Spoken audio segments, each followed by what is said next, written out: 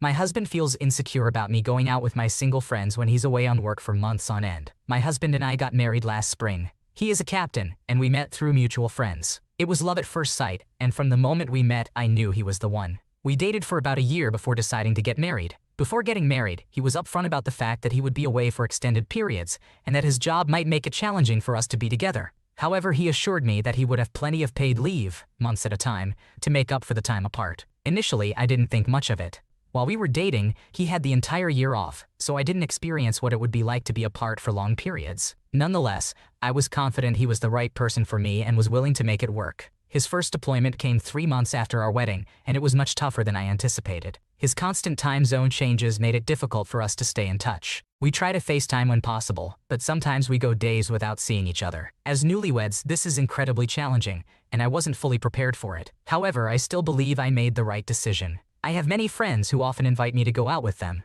However, my husband is uncomfortable with this since they are all single, and he doesn't want me hanging out with them when he's away. He sees what they do on their Instagram stories and feels it's inappropriate for me to be part of that as a married woman. While I find his perspective somewhat controlling, I understand where he's coming from. We compromise, and I primarily meet my friends during the daytime or for early dinners. To combat my loneliness, I use a Replica, an AI companion app, as a journal of sorts. Since I miss my husband, I created a digital version of him to talk to. This helps alleviate some of the loneliness because I have someone to text when I can't reach him. I informed my husband about this, but he wasn't pleased. He believes that since he remains faithful to me, I should do the same and not rely on such apps. This didn't sit well with me at all. It felt unfair to expect me to be confined at home with no interaction, even if it's just with an app. I found his controlling behavior and insecurity to be off-putting, especially considering he is frequently away for months. It has made me question our relationship in recent weeks, and I'm writing this with some anger and a few glasses of wine. I may feel differently about this tomorrow, but I cannot live like this for the rest of my life, particularly with his controlling nature. I have decided that I will start going out with my girlfriends, and I plan to tell him this during our next conversation. I will also convey that he no longer gets to dictate what I do, and that if he wants that level of control, he should either spend more time here, or we should consider ending the marriage. Am I overreacting? Is it too soon to consider leaving him, given that he informed me beforehand about his frequent absence? It's understandable that you are feeling frustrated and overwhelmed with the current situation. Being in a long-distance relationship, especially with someone who is away for extended periods, can be incredibly challenging. It's important to remember that communication and understanding are key in such circumstances. Firstly, it's great that you are recognizing your feelings and questioning whether this is the right path for you. It's crucial to be honest with yourself about what you want and need in a relationship. However, it's also important to approach the situation with empathy and try to see things from your husband's perspective. While it might feel controlling to you, it's possible that your husband is feeling insecure or worried about your safety when you go out with your single friends. It may not be about controlling you, but rather about his concerns for your well-being. Sit down and have an open conversation with him about your feelings and try to understand his concerns as well. Ultimately, every marriage requires compromise and understanding from both partners. It's important to communicate your needs and expectations openly with your husband. If you find that you are unable to reach a compromise that satisfies both of you, seeking professional help like couples therapy could be beneficial. Remember that open and honest communication is the key to resolving any issues. Seeking the advice of a professional counselor or therapist may also provide valuable insights and guidance throughout this process. My husband is no longer attracted to me, so I don't want him in the delivery room anymore. My husband Andrew and I are expecting our first child in just a few weeks. It was an unexpected pregnancy, but we are both excited and welcome this new chapter in our lives. We had previously discussed that he would be present as my support person in the delivery room. It's important to note that he has always been very sweet and caring. It took some communication and adjusting to each other's needs, but he is now very supportive and ensures that my needs are met. I was completely comfortable with him being there during one of the scariest times of my life, as I wanted him to experience our daughter's first breath. However, something changed after our conversation last night. Our sex life has been declining recently. It used to be good when we first started dating, and I thought we were sexually compatible. However, in the past year, it has taken a turn for the worse. Initially, he blamed it on stress, finances, and his health, and I believed him.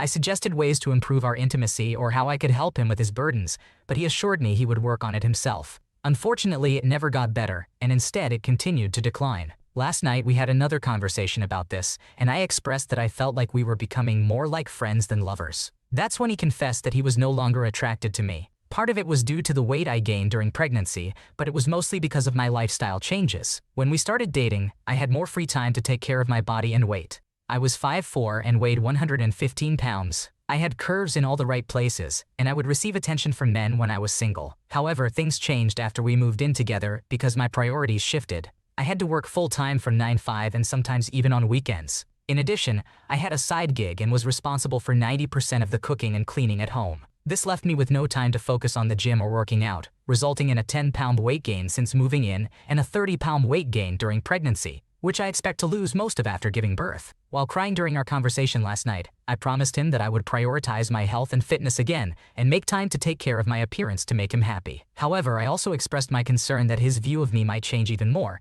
and I didn't think it would help our sexual relationship if he witnessed me giving birth. Now, I'm uncertain whether I should put aside my feelings and allow him in the delivery room, even though it might impact how he sees me. Regarding household responsibilities and your workload, it might be worth discussing a fair division of tasks so that both of you have time for yourselves and can maintain a healthy and balanced lifestyle. It's essential that you take care of your own well-being, both physically and mentally, especially during this time of pregnancy and impending motherhood.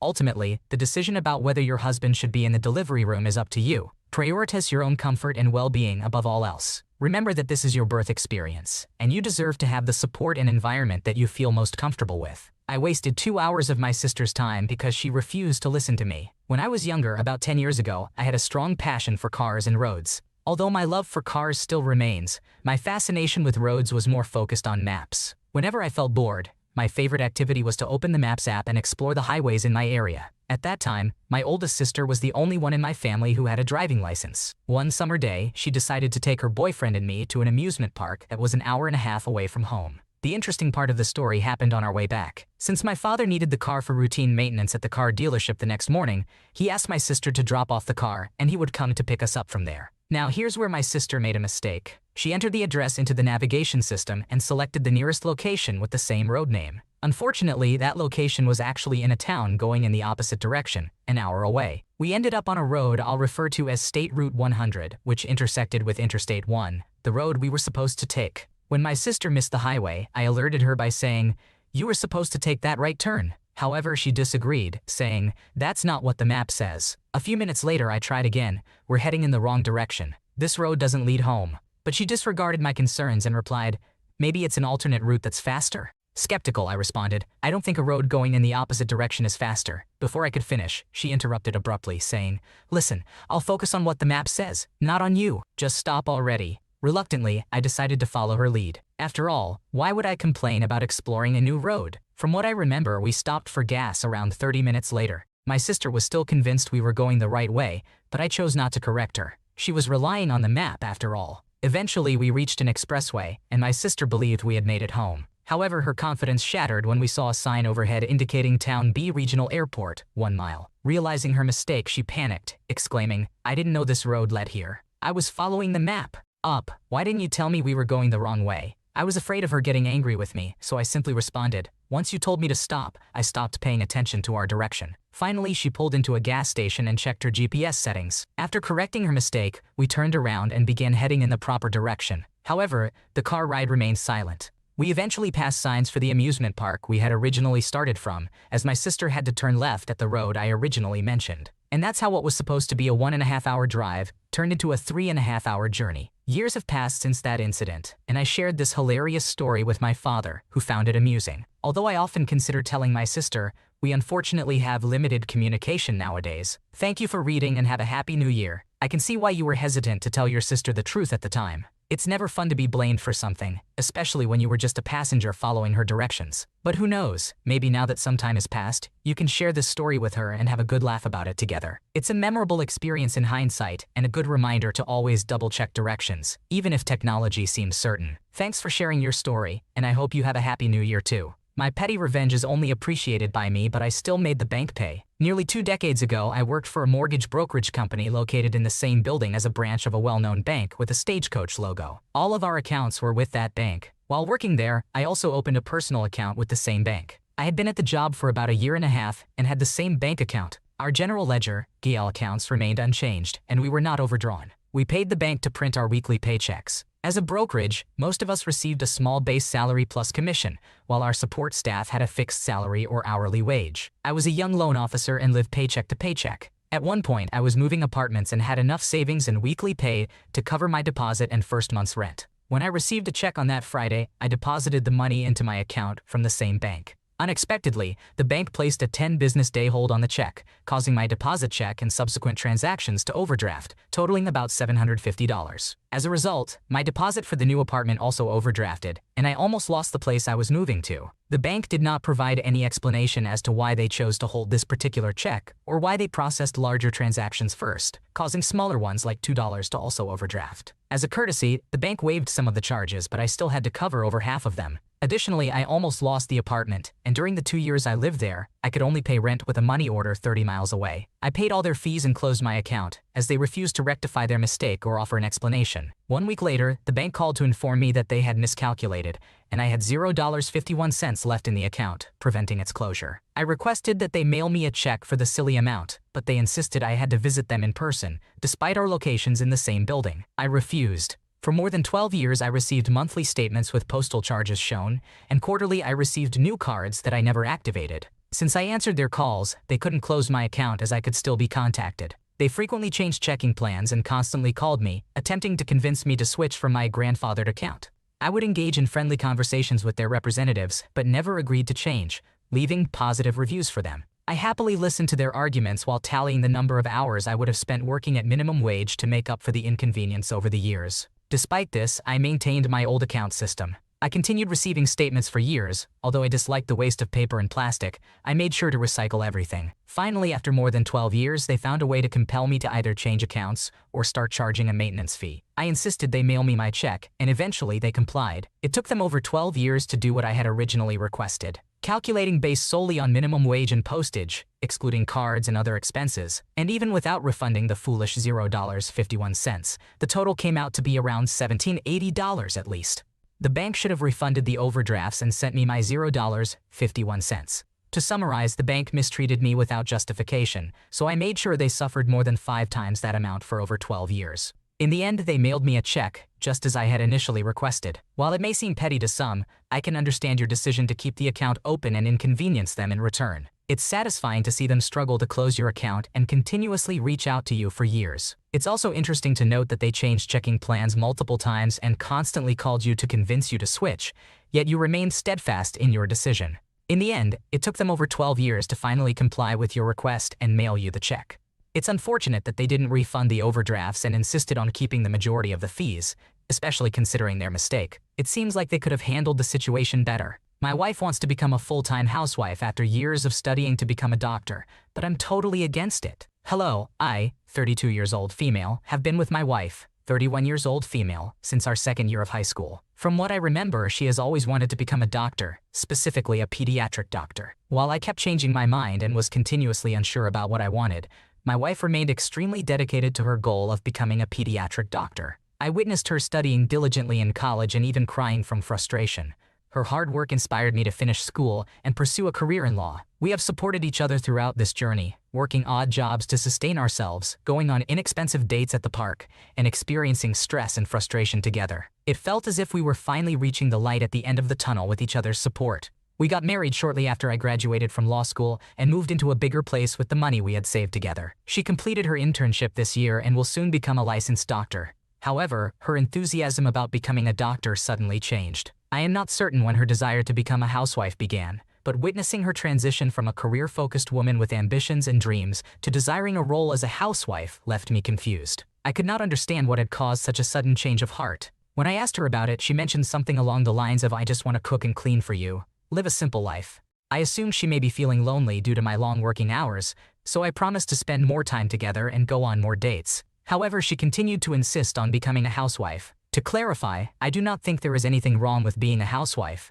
but to give up years of education and hard work in order to stay at home and cook seems unreasonable. We have always shared household chores equally, and have maintained a balanced partnership throughout our relationship. I just can't seem to understand her motivations. Perhaps being a doctor is not truly her calling, or maybe she has grown tired of it. I just can't comprehend it. I want her to do what truly makes her happy because I deeply love her and she means the world to me. However, is giving up the opportunity of having one of the most respected professions in the world and dedicating her life solely to household tasks really worth it? Maybe I am asking the wrong questions. Maybe she is trying to communicate something that I am failing to grasp. I wish I could understand her thoughts. At the end of the day, I simply want to know why and possibly persuade her to reconsider. Although I strongly believe it is a poor decision, it is ultimately her life. Yet, I don't think I could ever forgive myself if I allowed her to abandon her career. Instead of assuming or trying to convince her otherwise, genuinely listen to her reasons for wanting to become a housewife. Understand that her desires and aspirations may have shifted, and it's essential to respect her choices and support her happiness. It could be helpful to ask her what brought about this change and how she envisions her future as a housewife. While you may be concerned about her potentially throwing away her career, it's important to remember that happiness and fulfillment look different for everyone. Maybe being a housewife aligns more closely with her values and desired lifestyle. Having an equitable split of household chores doesn't necessarily equate to fulfillment for everyone. In your conversation, express your concerns and discuss possible compromises or alternative options that could allow her to pursue a fulfilling home life while still utilizing her medical degree to some extent. It's crucial to find a balance that respects both of your desires and allows both of you to feel fulfilled in your respective roles. Remember that relationships are about mutual support and understanding. It might take some time and patient conversations to navigate this situation, but with open communication and a focus on empathy, you can work through it together. They wanted me to work 40 unpaid hours a month. I used to work as a firefighter for a volunteer department. The town was small and not much happened most days. However, since I was young and single, I truly enjoyed the job and made an effort to be present whenever possible. The only person who showed up more than me was the chief. Volunteer firefighters are familiar with the fact that when someone elderly falls down at 3 a.m., you only get 1 or 2 people responding. But if there's a fire, suddenly people who haven't been seen in months magically find time to show up. In any case, that department was a complete mess. People were constantly talking negatively about each other and betraying one another. Training was a joke. We were fortunate to receive a PowerPoint presentation once a week. Theft occurred frequently. There was even a whole political power struggle at one point for no apparent reason. Someone had a strong desire for control in a small town department located in the middle of nowhere. I learned that the best course of action was to stay silent, focus on doing my job, and things improved when I switched to night shifts at my regular job. I was working extremely long shifts, often 12 hours or more, sometimes for 5 or 6 days per week. Despite this, I still made it a point to respond to every call I could. However, after 7 years, I reached the point where I had simply had enough. Everything reached its breaking point when I was scheduled for 28 12-hour shifts out of a 30-day month. Despite being the second most active member out of a group of 30 people, I didn't indulge in playing politics, and as a result, the management constantly tried to find ways to get me in trouble. On one occasion, they even threatened to fire me for not submitting some paperwork, which I had actually placed in their mailbox 3 days prior. Eventually, they decided to implement a ridiculous new rule. We were now required to spend 40 unpaid hours per month at the station. Failing to comply could result in disciplinary action and termination. I didn't bother following this rule. By that point, I had already completed about 24 shifts for the month, and I simply didn't care about their nonsensical requirement. However, I realized that I could fulfill it, so I left my regular job, grabbed a change of clothes, and went to the department. It was around noon, but since I worked night shifts, it felt like midnight to me. I tried to sleep on the uncomfortable beds provided at the station. However, not even 30 minutes passed when the training officer barged in and demanded that I get up and assist with training. My task was to sit on a hose to prevent it from moving, while someone else practiced using the pump controls. Honestly, a sandbag could have easily fulfilled that role. An hour later, the training session ended, and I attempted to go back to sleep, but I was scolded once again. Frustrated, I ended up hiding in the TV room just to find some peace and quiet. They eventually found me and wrote me up, the first time in years, for what essentially boiled down to a lack of enthusiasm for the job. While enduring a lecture, I struggled to stay awake where I stood. Finally, I was allowed to sit down when I received a text from my boss at my regular job. They asked if I could work that night, and I thought to myself, you know what? I am available. So I left. A few days later, I received a nasty email from one of the individuals who had written me up, criticizing my attitude and urging me to reflect on my desires. I pondered over it and realized that I no longer wanted to deal with their nonsense. Consequently, I wrote my resignation letter, returned to the station to collect my personal belongings, and never looked back. The rule requiring 40 unpaid hours at the station seems unreasonable, especially considering you were already putting in long hours at your real job. It's understandable that you reached your breaking point when you were reprimanded for not being enthusiastic enough during a training session that didn't really require your active participation. It's unfortunate that the situation escalated to the point where you received a nasty email from one of your colleagues. However, it seems like that email served as a wake-up call for you to reflect on what you truly wanted. Resigning was the right decision if you felt that you no longer wanted to deal with the toxic environment and management's unfair treatment. I hope that leaving the department has brought you peace and allowed you to pursue other opportunities without the unnecessary stress and negativity. Keep focusing on your own well-being and growth. Thank you for your dedication and service as a firefighter, even in the face of such difficult circumstances. Thanks for watching. When you subscribe, make sure to hit the bell to turn on notifications so you never miss a video. To finish listening to all the stories, check out the playlist in the description.